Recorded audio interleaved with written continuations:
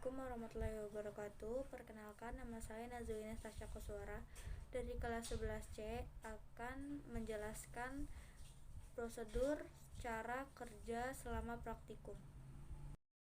Yang pertama adalah cara kerja pengambilan darah vena. Yang pertama adalah pasangkan tourniquet ke tangan pasien. Selanjutnya, bersihkan daerah penusukan menggunakan kapas alkohol. Selanjutnya, biarkan kapas alkohol di tangan itu kering, lalu cari vena yang akan ditusuk. Selanjutnya, tusuk menggunakan spuit. Tarik toraks pelan-pelan hingga pastikan darah sudah masuk. Selanjutnya, tarik toraks sampai darah yang dibutuhkan. Lalu tarik spuit pelan-pelan, amankan jarum. Selanjutnya, amankan pasien. Selanjutnya, lepas jarum dan tampung darah lalu dihomogenkan. Yang kedua adalah cara kerja HB cyanmed. Yang pertama, tabung reaksi diisi dengan larutan Drapkins 5 ml. Yang kedua, bersihkan jari pasien menggunakan kapas alkohol. Yang ketiga, tusuk jari pasien menggunakan vacinostil. Yang keempat, bersihkan darah yang keluar pertama kali menggunakan tisu kering. Lalu darah selanjutnya dihisap menggunakan mikropipet 20 mikron. Selanjutnya, darah dimasukkan ke dalam tabung yang berisi larutan Drapkins. Lalu campur hingga homogen dan inkubasi selama 3-5 menit.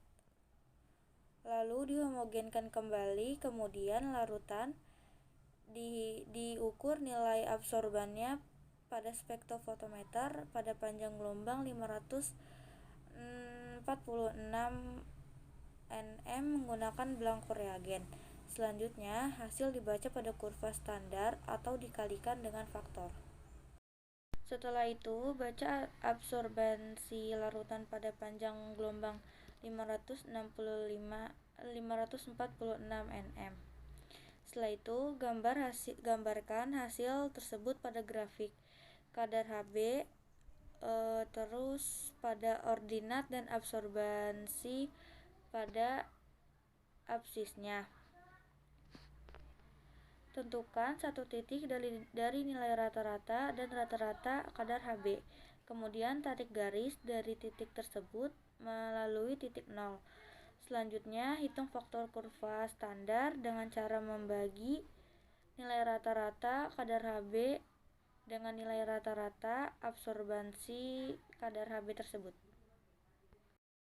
Yang ketiga, cara kerja mikrohematokrit. Yang pertama ambil darah. Yang kedua, alirkan darah ke tabung sampai 2/3-nya. Selanjutnya, tutup ujung dengan kreatosil 2-3 kali. Yang keempat, sentrifuge dengan kecepatan 16.000 rpm selama 5 menit. Lalu yang kelima, baca hasilnya.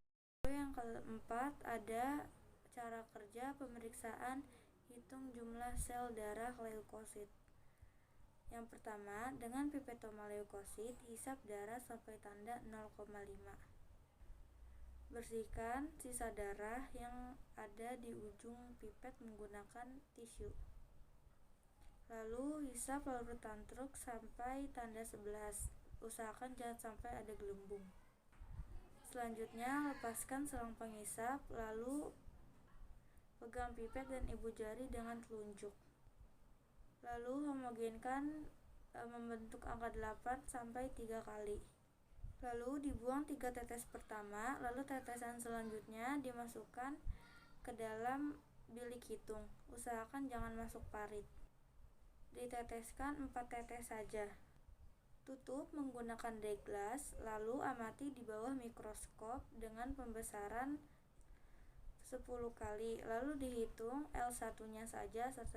Lalu yang kelima, ada cara kerja hitung jenis leukosit SAD. Yang pertama, teteskan 1 tetes darah pada kaca objek gelas. di ujungnya. Yang kedua, letakkan kaca penghapus pada sudut 35 derajat sampai 45 derajat pada kaca objek di depan tetesan darah. Lalu, dorong kaca penghapus ke belakang menyentuh tetesan darah 3-4 cm. Kaca objek hapusan tidak boleh sampai tepi kaca objek. Selanjutnya, biarkan hapusan darah kering di udara. Selanjutnya, tulis identitas pasien di bagian tebal hapusan menggunakan pensil.